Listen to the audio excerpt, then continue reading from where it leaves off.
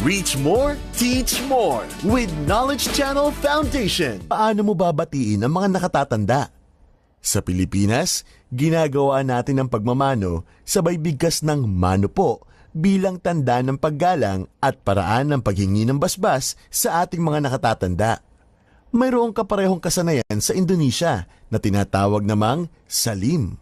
Halimbawa, kapag pumasok ang isang apo sa bahay ng kanyang lola, siya ay magmamano rito. Ididikit ng apo ang likod ng kamay ng kanyang lola sa kanyang noo.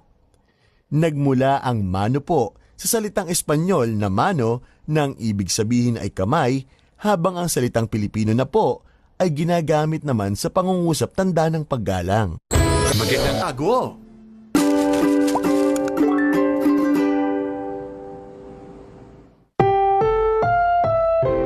Ang susunod na programa ay Rated G. Ito ay pwede sa lahat ng manonood.